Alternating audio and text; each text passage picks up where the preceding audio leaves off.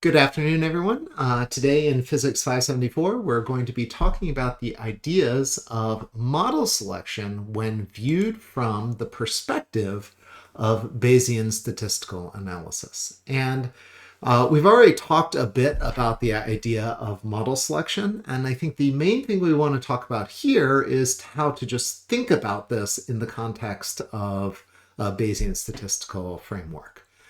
The process of model selection is largely how do we choose which of two possible models for our data set is to be preferred. Now, last time I wanted to say, well, this is how we figure out the parameters for a single model. And then now we're going to move into the case of choosing between two possible models and investigating which one is preferred. So to set a cartoon here, let's just consider two theories. A is some theory, and B is some other theory, but it has a free parameter theta that hasn't been chosen yet. And we're going to let the data determine which it is. Given that set of data, which theory is better? Now, it's kind of complicated because you don't know much about this abstract problem, but even with this framework, the Bayesian analysis gives us an opportunity to start making meaningful statements. So if we apply Bayes' theorem and we consider the ratio of the posterior probability densities for those two theories, we get something that looks like this. So the I'll call this R post for the ratio of the posteriors is the ratio of posterior for model A versus B, conditioned on the data and our background information here. And from Bayes' theorem, we then split this up into the factor that describes the ratio of the data given the model and the background information at times our priors on the two models. Do we prefer one model versus another model?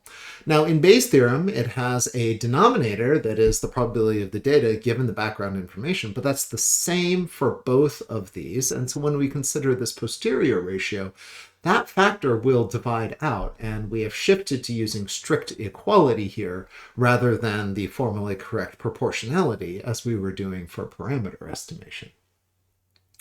Now, model A has no free parameters, so its probability of the data given model A is presumably just going to generate the data and a probability. But probability B has some hidden parameter called theta. And that parameter theta is something that doesn't appear here, but we have to kind of consider its presence in the data and then marginalize out over it. So what we'll do is we'll consider the probability of the data from model B as the probability of the data and theta given model B, which, again, applying Bayes' theorem, we can express as the probability of the data given theta, the model, and the background information times any prior information that we have on theta. Now, this is why we need to always set our priors, because it allows us to correctly interpret models and which is a preferred model, because before we do anything, we have to establish, well, what's a credible range for this parameter theta under this model. So we could consider picking some bounds on this free parameter theta and then doing an experiment where we actually infer what the posterior density is on the parameter theta. And let's just consider this cartoon here where we have some parameter values on the x-axis for that theta and then some arbitrary probability on the y-axis. And let's say we set our prior to be between these two parameters, theta min and theta max. And then as a result, we do our experiment and we get a constraint delta theta wide with at some parameter value theta naught, and I'll just approximate this as a normal distribution here. And if this was the result, or how theta interacted with our experiment, so somebody picked the parameter range, we did our experiment, and then we got a constraint, happily it was within the range, how then do we evaluate model B with respect to model A, which had nothing to do with that parameter? Well, we've picked our parameter prior to be 1 over theta max minus theta min. And then if it's in the range, 0 and otherwise. And then given this model, if we have our posterior look something like a Gaussian, that means that the probability of the data drawn from model B plus its parameter theta is the probability of the data at theta naught, so the peak of that probability density function, times the exponential, or the Gaussian form, theta minus theta naught squared over 2 times delta theta squared. So that's the width of the distribution. And we know how to do this integral. So remember, we're marginalizing over the presence of theta in our data set. And then we get that total probability is just the probability evaluated at theta naught times the factor that's the result of integrating this Gaussian. And then this theta max minus theta min is the prior term that was here. So just referring back, we just used the Gaussian integral to evaluate this. And then this prior is a constant, so it will pop right out. And when we do that, we can then return to our posterior ratio for these two models. And then this breaks down into the ratio of the priors. How much do we just prefer model A to model B? Followed by this additional Bayes factor here, which is the probability of the data for model A, probability of data for model B at the optimum parameter, times this interesting other little factor, which is the width of the prior distribution divided by the width of the posterior. Essentially, it's the ratio of the constraints. And the way we've set up our mathematics here, if we have a posterior ratio that's larger than 1, that favors model A, the one without the without this free parameter. And you'll notice that the important factor that gets sort of pumps up this posterior ratio is whether the width of the prior is large compared to the corresponding constraints. So if I set a very broad ignorant prior on my free parameters, and I end up requiring a very tight constraint, we're going to penalize model B with respect to model A, because essentially we've given it a free parameter to try to fit the data with, and we prefer simpler models. And this second term here is an expression of the simplicity. If I require a narrow range and I get a good constraint within that range, that's good. That's a simpler version of that free parameter, a simple expression. So this is a representation under the Bayesian formalism of kind of how we want to pick models. Sure, we like to have models that are very predictive coming in so we can then evaluate them. And if we have free parameters, we kind of say that that is almost a flaw in our model. But introducing that free parameter can yield to a dramatically improved agreement with the data set. And that would be expressed in this first term here. This is the likelihood ratio for the two models. So if we have a free parameter, but we are orders of magnitude better at explaining the data in this probabilistic space, then we get a large value here in the denominator, and that means we really favor model B, even though it does have this free parameter. So that's all very abstract. Let's kind of talk about how a Bayesian sort of data modeling perspective could be applied to a real physics problem. This is my physics problem. And this is the case of trying to replicate a spectral line in an observation as a sum of Gaussians. So I'm a radio astronomer, and this is observations of a nearby galaxy using a radio telescope of the 21 centimeter fine structure line of atomic hydrogen. And what we see here is that there's this nice spectrum here with associated noise, and it doesn't quite look Gaussian here. These are radio astronomy units. This is velocity as determined from the Doppler shift of that spectral line. And then the vertical axis is crazy radio astronomer units that roughly mean the brightness of the line. That's a Jansky per beam, which makes a lot of sense if you do radio astronomy. But otherwise, it's just how much light you get from the line as a function of velocity. And what we can see is that this doesn't look like a Gaussian, but if you actually reproduce it with two Gaussians, you get a pretty good fit. You sort of get a broad Gaussian and then a narrower Gaussian here. So these are the two fits. This is the sum, is the broader, and then all the little points down here are indicating the residuals after the subtraction and regression. And this actually looks like a pretty good fit. Maybe there's a little positive excess residual here. Don't know. Do we need a third Gaussian? How much preference do we have for the second Gaussian? Well, we're going to answer that kind of question using this Bayesian framework, very similar to the first set of models. The difference is that we're going to have free parameters in both models, just more free parameters in the second case. So to dive in that case, we consider the kth datum, so one of the points on the spectrum, that's an intensity-velocity pair, as a sum of Gaussians. There will be up to m Gaussians, and then the value at that point is the sum of those Gaussians, and they are described by an amplitude parameter. Then there's the exponential function. There's the kth velocity minus the center line velocity of the ith component, we'll call that VI, quantity squared, over some line width squared here.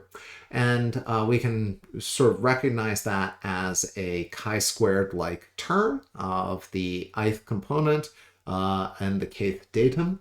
And therefore, we can sort of describe this entire model as a parameter vector, theta I, which is the sum, or it's a vector consisting of three parameters per Gaussian, an amplitude, a velocity, and a line width.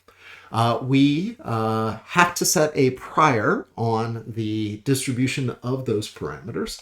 So we pick that the amplitude has to be somewhere between 0 and some amplitude of the data, some maximum in Jansky's per beam. We're going to set the 0, means we don't believe there'll be absorption lines in the spectrum.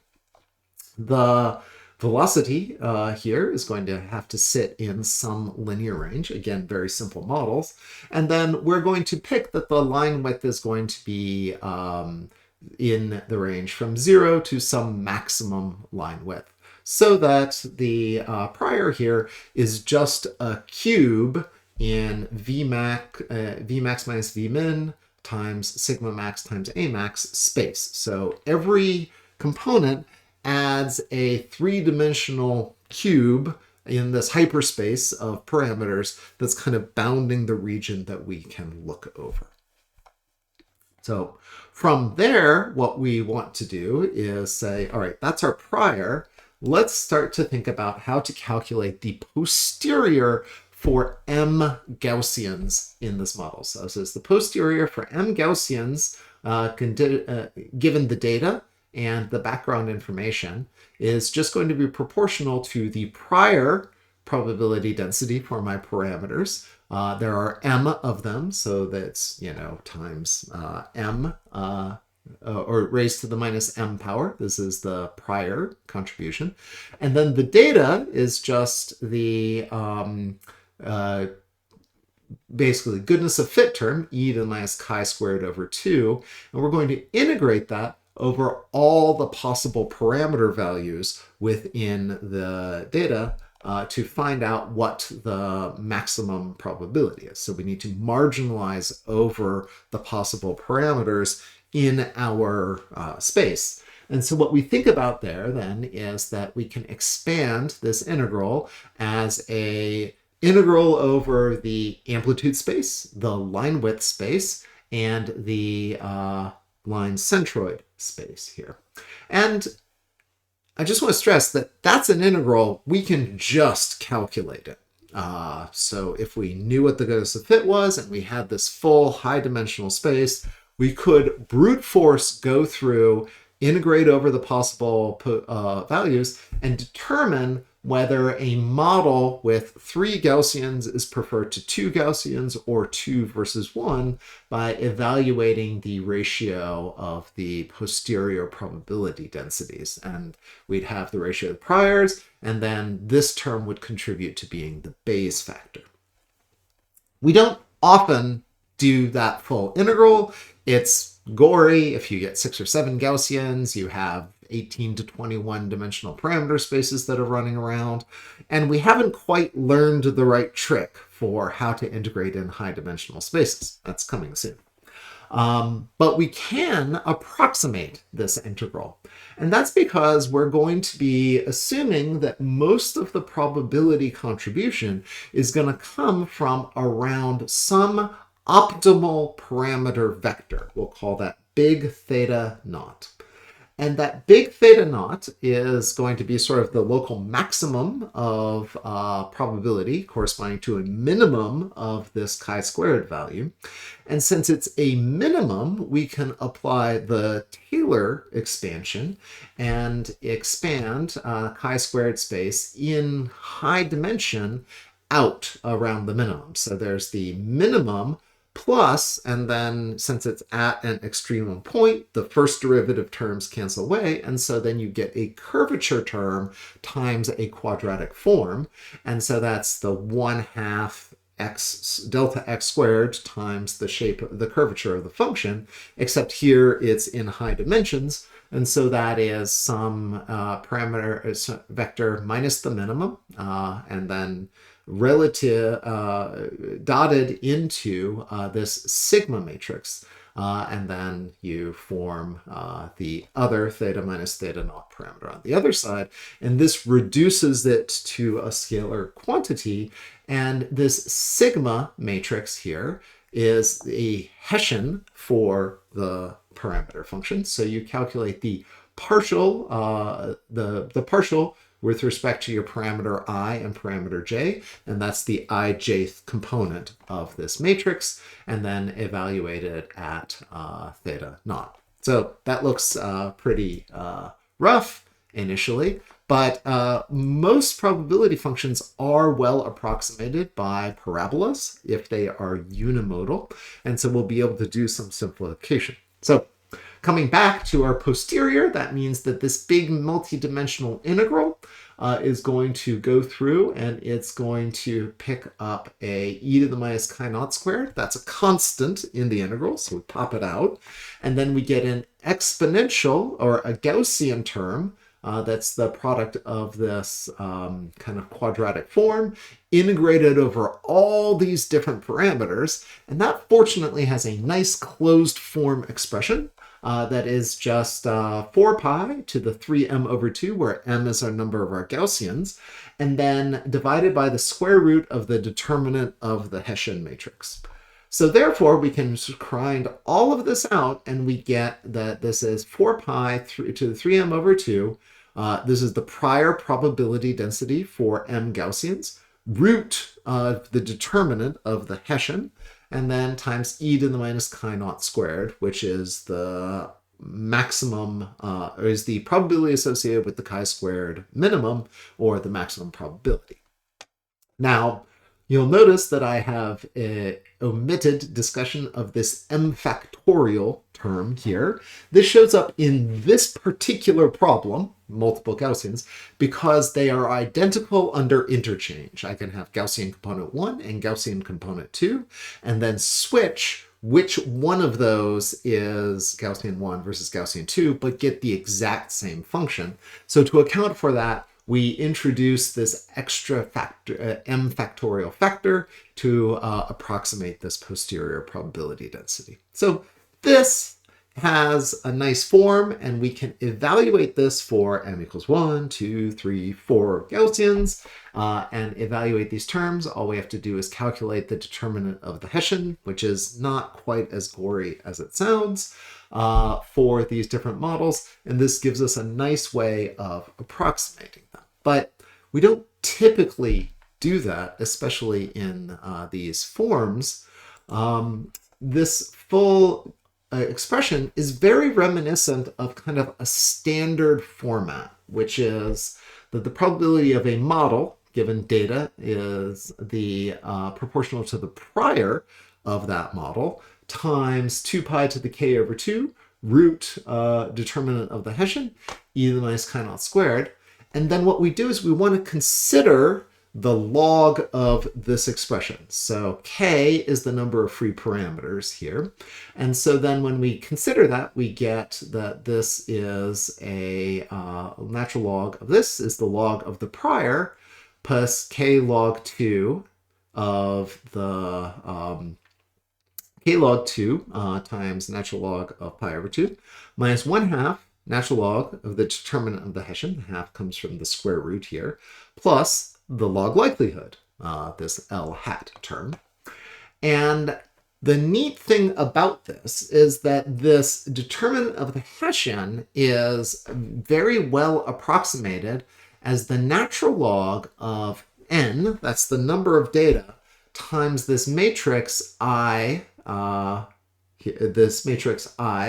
squared, which is the Fisher information matrix. And the neat thing about the Fisher information matrix is it's appropriately sort of partials of your probability space. You can calculate it knowing what your function is, but it is near the maximum, roughly a constant. And so this whole thing just kind of depends on the number of data times a constant. And so that is approximately equal to k log n plus a constant. And if you evaluate this, you get that this Bayes factor is the probability times e to the minus something I'll call the BIC over 2. And the BIC is the Bayes Information Criterion, which is so this whole expression comes out as minus 2 log likelihood. That's the e to the minus chi squared term showing up, plus k log n. And so that's the, we use this, and we saw the BIC earlier, but this is kind of where it comes from. It is an expression of the Bayes factor. So the BIC is a shortcut for determining what the Bayes factor is, and it works well for these posteriors that are unimodal or well approximated thereto. We really want to kind of avoid having to do all these integrals, but if it's multimodal, etc., this BIC estimator is not appropriate. So you need to have a strong, well-defined mode in your probability space for these BIC comparisons to make sense. But if you do have that, we can just compare differences in the BIC to determine the comparisons of different models as long as those priors are equivalent. And the general sense of it is that a bigger BIC, as defined here, is worse. But you're never really looking at this on an absolute scale. You look at this on a relative scale. So if your BIC is kind of within 2 of each other, there's not a clear preference for a model here. And then the cutoffs are usually if the difference is greater than 5, that's good evidence for the better model to actually be preferred. And then if the BIC is larger than 10, that means that there's strong evidence for that being a better model. So those are roughly the numbers that people look at here. So that gives us a framework for kind of thinking about model selection in the Bayesian approach. It's not that different from the frequentist regime. We use these information criteria to describe which model we prefer, but we use this full integral if we really need to evaluate the model. We need some way of doing that integration, but we'll get there. But it's great. It provides us with a clear model for framework for doing this model selection. And we are always choosing between models. So remember, what Bayes will do is it will allow us to pick between model A and model B. It's never going to tell you that model B is the best possible model or give you a fully absolute review of this data set. It only tells you whether it is better or worse than another thing. So it's a strongly comparative framework, but that can be good enough for a lot of our analysis, because in physics, what we're doing is we're really comparing two different models to determine which one is agreeing with the data the best.